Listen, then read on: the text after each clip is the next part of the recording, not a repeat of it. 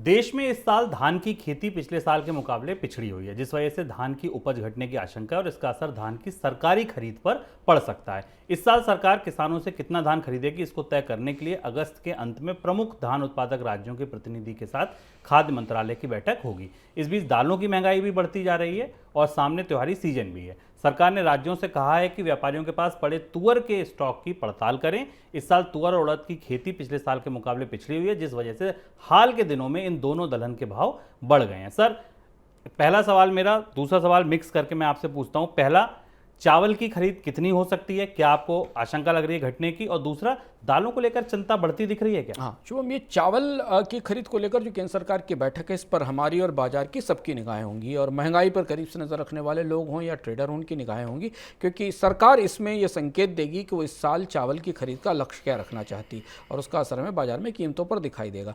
अगस्त तक का जो हमारे पास आंकड़ा उपलब्ध है, उसमें अगस्त तक जितने धान की खरीद हुई है उसमें करीब 5.9 करोड़ टन चावल तैयार हुआ है। यानी केंद्रीय बफर में धान के बाद मिलिंग के बाद जो चावल आया है वो 5.9 करोड़ टन है। पिछले साल इसी दौरान तक 6 करोड़ टन चावल की सप्लाई हुई थी इस व्यवस्था से और 2019-20 में करीब 5.18 करोड़ टन चावल निकाला गया था। तो अगर आप 3 साल का ट्रेंड देखें, पिछले 2 साल का ट्रेंड देखें, तो हम 2 साल से में अगस्त तक चावल की आपूर्ति के मामले में पीछे हैं। अब यहाँ से खरीफ की फसल को लेकर पैडी की या धान की बुवाई को में कमी होने के प्रामाणिक तौर पर सरकार की तरफ से भी संकेत दिए जा चुके हैं।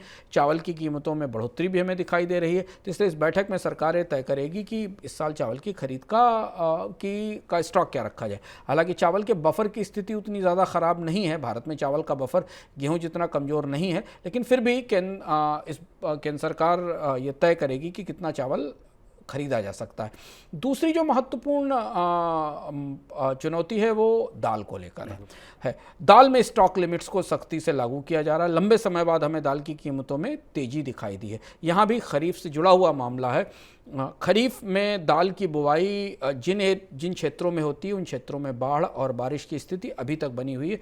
बारिश वहाँ लेट रेंज भी है और उस हिस्से में काफ़ी बाढ़ रही है, इसलिए दाल की कीमतों में पर दबाव बना हुआ है।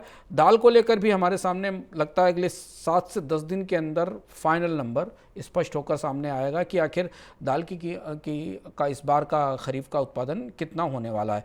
चावल के मामले में भी जो इम्पॉर्टेंट जो जानकारी हमें मिल रही है वो ये कि दक्षिण भारत के जो प्रमुख राज्य हैं वहाँ से चावल के आंकड़ों में और चावल की आपूर्ति को लेकर अगर कुछ उत्साहवर्धक संकेत मिलते हैं तो शायद चावल की खरीद का लक्ष्य इस बार अगर पूरा नहीं तो उसके आसपास, उसके करीब हासिल किया जा सकता है।